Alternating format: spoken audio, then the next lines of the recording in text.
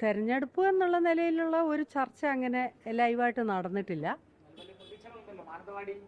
അല്ല, നമ്മൾ മണ്ഡലം ആവശ്യപ്പെട്ടിരുന്നു. അപ്പോൾ അതിൻ്റെതായിട്ടുള്ള ഒരു ചർച്ച ഇതുവരെയും ആ രീതിയിലുള്ള ഒരു ചർച്ച വളരെ സജീവമായിട്ട് നടന്നിട്ടില്ല.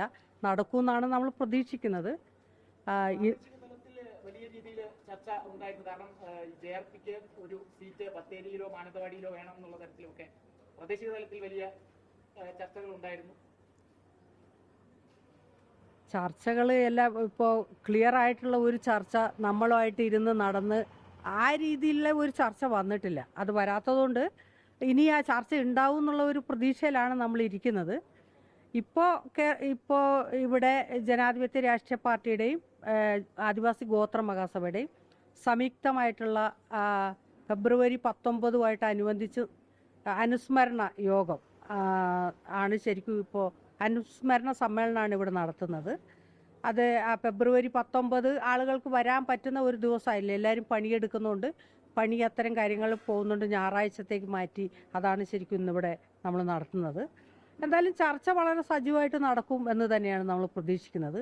ആ രീതിയിൽ ഒരു ചർച്ച വളരെ സജീവമായിട്ട് വന്നിട്ടില്ല. ഇപ്പോൾ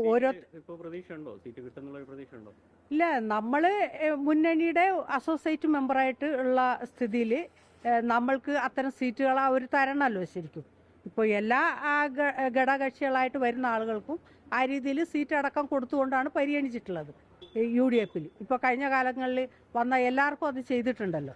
അതുകൊണ്ട് നമ്മളെ മാത്രം മാറ്റി നിർത്തേണ്ട ഒരു ആവശ്യമില്ലല്ലോ ശരിക്കും. മാനന്തവാടി മണ്ഡലത്തില് ഇപ്പൊ കോൺഗ്രസിന്റേതായുള്ള ആളുകളുടെ പേര് തന്നെ പറയുന്നത് കേൾക്കുന്നുണ്ട്. ഉഷാ വിജയൻ, അതുപോലെ PK ജയലക്ഷ്മി എന്നൊക്കെ. അപ്പൊ അവരൊക്കെ ഒരു എന്താ പറയാ ഈ പ്രചരണം തുടങ്ങിക്കഴിഞ്ഞു എന്നുള്ളൊരു ഇതും കേൾക്കുന്നുണ്ട്. ഇല്ല, ഇപ്പോൾ നമ്മളെ സംബന്ധിച്ചോളം നമ്മളെ വിളിച്ചിരുത്തി കൃത്യമായിട്ട് അങ്ങനെ ഒരു ചർച്ച നടന്നിട്ടില്ല. ഇപ്പോൾ നേരത്തെ ഒരുപാട് ആളുകൾ ഊഹാഭോഗത്തിൽ ഇപ്പോഴും പറയുന്നുണ്ട്. അപ്പോൾ 4 5 ആളും പ്രചരണം നടത്തിയാലും അവസാനം ഒരേ മണ്ഡലമല്ലേ ഉള്ളൂ, ഒരാൾക്കല്ലേ നിൽക്കാൻ പറ്റുള്ളൂ. അപ്പോൾ ആളുകളെല്ലാവരും അവർക്ക് മത്സരരംഗത്ത് നിൽക്കണം എന്നുള്ള ആഗ്രഹത്തിൽ എല്ലാവരും പറയുന്നുണ്ട്. അതിപ്പോൾ UDF ചർച്ച ചെയ്തിട്ട് അവസാനം ഒരു തീരുമാനം എടുക്കുക, ആ രീതിയിലുള്ള ഒരു സജീവമായിട്ടുള്ള ചർച്ച നടന്നിട്ടില്ല ശരിക്കും. ഇല്ല, നമ്മൾ സീറ്റ് ചോദിക്കുക എന്നുള്ളത് അത് UDF ആണ് തീരുമാനിക്കേണ്ടത്. എവിടെയാണ് അവൈലബിലിറ്റി അതിനനുസരിച്ചുള്ള ഒരു നിലപാടെടുത്ത് തീരുമാനം എടുക്കേണ്ടത് UDF പോലുള്ളൊരു പ്രസ്ഥാനമാണ്. അപ്പോൾ ആ ഒരു രീതിയിലുള്ള ഒരു ചർച്ച വരുമെന്നാണ് ഞാൻ അറിയുന്നത്. ഇപ്പോൾ ഏതായാലും പ്രതിപക്ഷ നേതാവിൻ്റെ നേതൃത്വത്തിലുള്ള ഒരു ജാഥ നടന്നുകൊണ്ടിരിക്കുകയാണ്. ഈ ജാഥയ്ക്ക് അവസാനമൊക്കെ അത്തരം ഒരു തീരുമാനവും ചർച്ചകളും കാര്യങ്ങളും ഉണ്ടാവും എന്നാണ് നമ്മൾക്ക് കിട്ടുന്ന ഒരു മെസ്സേജ്.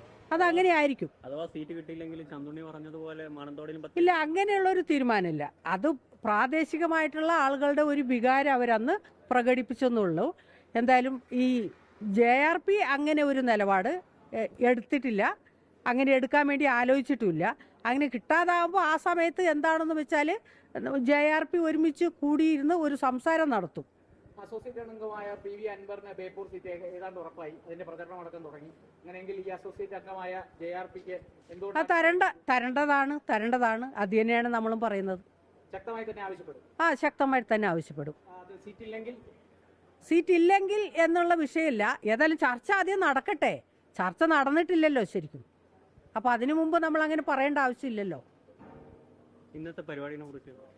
ഇന്നത്തെ പരിപാടി ജനാധിപത്യ രാഷ്ട്രീയ പാർട്ടിയും JRPയും സംയുക്തമായിട്ട് നടത്തുന്ന ഒരു പരിപാടിയാണ്. അനുസ്മരണ യോഗം ആണ്. മുത്തങ്ങ ദിനാചരണ ജോഗി അനുസ്മരണ സമ്മേളനമാണ് ഇന്ന് നടക്കുന്നത്. അപ്പോൾ എല്ലാ സ്ഥലത്തുനിന്നും ആളുകൾ വന്നുകൊണ്ടിരിക്കുന്നേ ഉള്ളൂ, ഇതുവരെ എത്തിയിട്ടില്ല. നമ്മുടെ ആളുകളെല്ലാം ഓരോ സ്ഥലത്തും വണ്ടി എത്താനും അങ്ങനെയുള്ള കാര്യങ്ങളായിട്ട് അതാണ് നമ്മളുടെ ഈ പരിപാടി. ഇപ്പോൾ ആളുകൾ വന്ന് എത്തിക്കൊണ്ടിരിക്കുന്ന ഒരു അവസ്ഥയാണ്. എന്തായാലും ഇപ്പോൾ തന്നെ ഇതിൻ്റെ പരിപാടി ആരംഭിക്കും. ഈ പുതിയ യാത്രയെ സംബന്ധിച്ച് ഈ VD സതീശന്റെ നുണകൾ എന്ന് പറഞ്ഞിട്ട് CPIM അല്ലെങ്കിൽ ഇടതുപക്ഷം വലിയ രീതിയിൽ ഒരു പ്രചരണം നടത്തുന്നുണ്ട്. അങ്ങനെ നുണകൾ കണ്ടുപിടിച്ചവർക്ക് സമ്മാനങ്ങൾ നൽകുന്നു. എന്താണ് അതിനെയൊക്കെ എങ്ങനെ കാണുന്നു? അവരുടെ രാഷ്ട്രീയ പാപ്പരിത്വം പൊളിറ്റിക്സായിട്ട് പറയാൻ അവർക്ക് ഒന്നുമില്ല. ഇപ്പോൾ ഇടതുപക്ഷം പോലുള്ളൊരു പ്രസ്ഥാനം അവരുടെ പൊളിറ്റിക്സ് ആണല്ലോ പറയേണ്ടത്.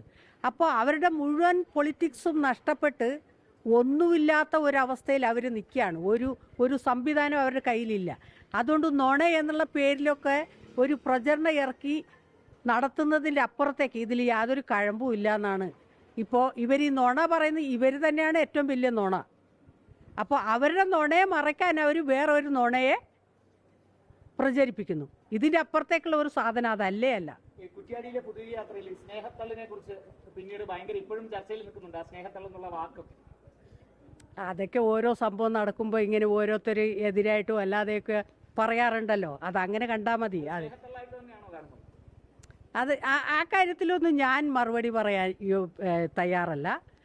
അത് അവിടെ നടന്ന ആളുകളോട് ചോദിച്ചാൽ അത് സ്നേഹത്തിലായിരുന്നോ മറ്റു രീതിയിലായിരുന്നോ, കാരണം ഞാൻ അവിടെ ഉണ്ടായിരുന്നിട്ടില്ല. അതുകൊണ്ട് എനിക്കതിനെക്കുറിച്ച് അറിയില്ല. അത് അവരോട് തന്നെ ചോദിച്ചിട്ട് അതിൻ്റെ ഉത്തരം കണ്ടെത്തുന്നതായിരിക്കും നന്നാവും. ലോകത്തെവിടെയായാലും ഏത് സമയത്തും 24 വാർത്തകളും ഓഗ്മെന്റഡ് റിയാലിറ്റി പാക്കേജുകളും എക്സ്പ്ലെയിനറുകളും വിശദമായി കാണാൻ ഞങ്ങളുടെ യൂട്യൂബ് ചാനൽ നിങ്ങൾക്ക് സബ്സ്ക്രൈബ് ചെയ്യാം.